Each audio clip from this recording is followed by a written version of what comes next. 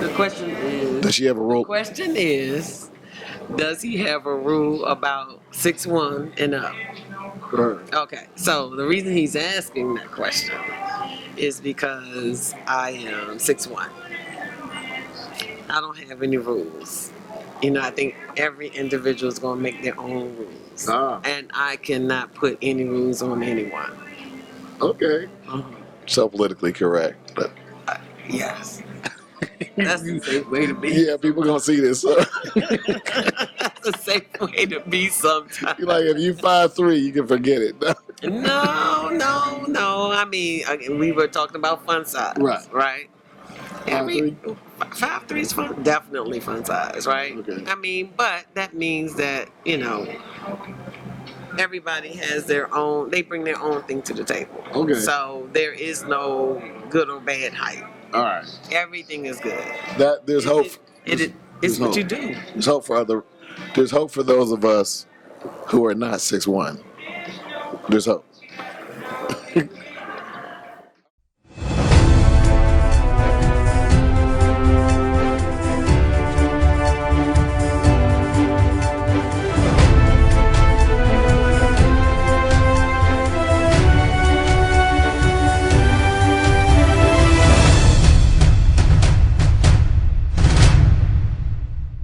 All right.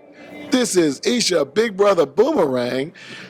We are 410 Line Dancers. This is 410 TV. We are finally back at you after this crazy pandemic.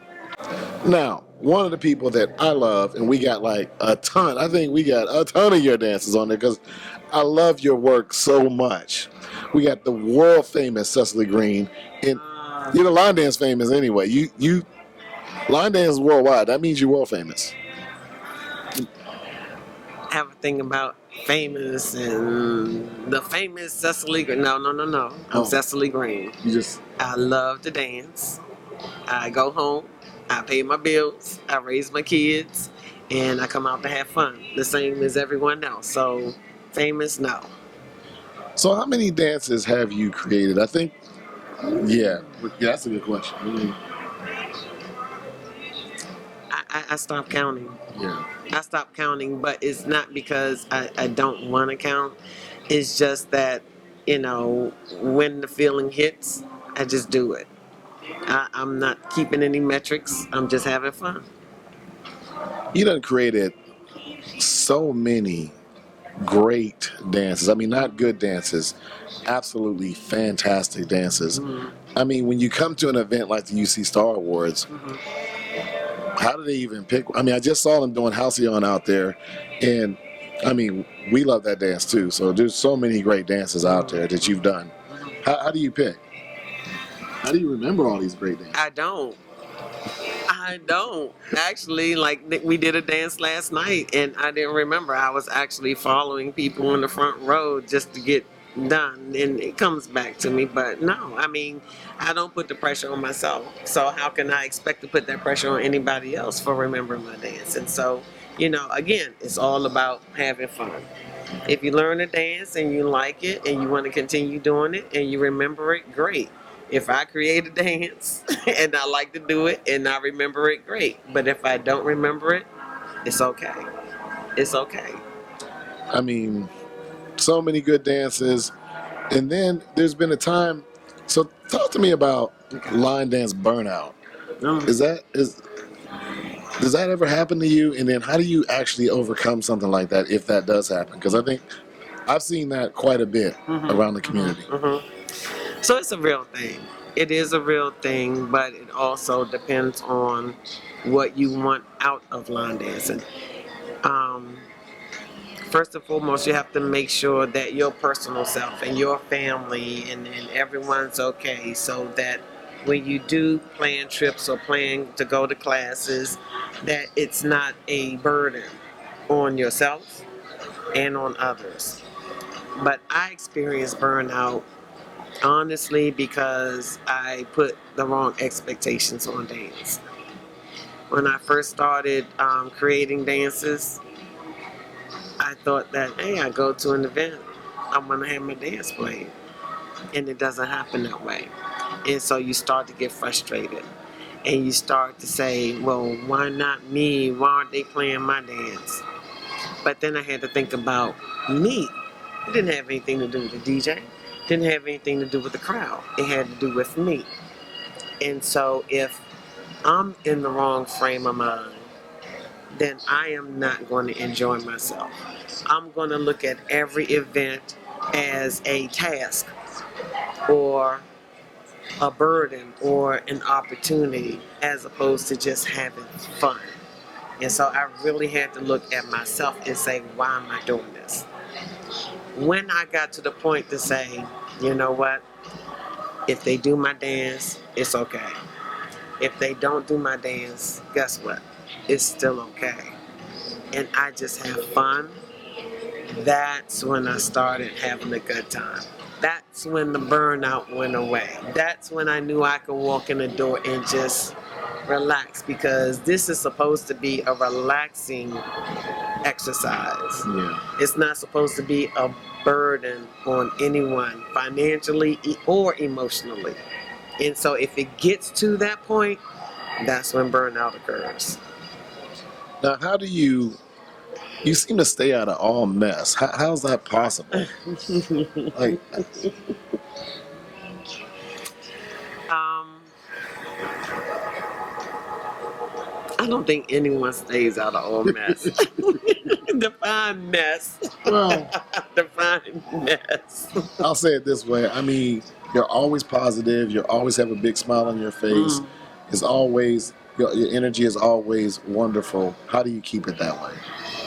I think that goes back to what we were talking about with the burden. I mean, with the, expectations of line dance. You get out of it what you put into it. And so if there's an instance of mess that comes around me, I just walk away. I mean, really, you just really have to walk away, because you have to think about, how is this going to impact what I'm doing for fun? Are you doing it for fun?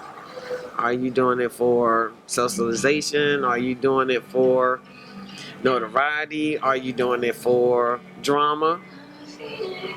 Because there is drama, unfortunately. And so, again, look inside yourself and really evaluate within yourself, why are you here? And if you're here for the wrong reason, the mess is going to find you. It's going to find you. So do you don't have a group? How come you don't have a group? Um, so I started, I started in January 2010. Okay, so not that long ago. And when I first started, I started with the group Love to Dance. And a couple of the co-instructors were Deirdre Seabrook and Reggie. Okay, and they branched off, and now they're DRSO. Okay, and so that's how I started with that group. When I went out on my own, I saw that there was a lot of work involved with not only being a part of the group, but leading a group. There's a lot of work involved with being an instructor. And I give my hats off to all instructors and all group leaders, because it takes a lot. It's the dedication that's required is what I could not give. And so, not to cheat anyone that would be a part of my group or any group that I belong to, I decided not to have a group. I've never taught a regularly scheduled class during the week. I've never done any of that, because it takes time and commitment. And I really do appreciate and just congratulate and pay tribute to instructors that do that, like yourself. Oh, well, thank you. I really do, because I see from afar that it's a hard job. And I know that you have to dedicate time to not only learn dances, but make sure that you're teaching your students accurately, and that they can understand what you're trying to teach and stuff. And I just say thank you, because I know it takes a lot of work. So what's next for Cessily Greene? I mean, you have something new for 2022, some new dances coming out. What's next for your year 12/13? Not that many years though. Although we in year 8, so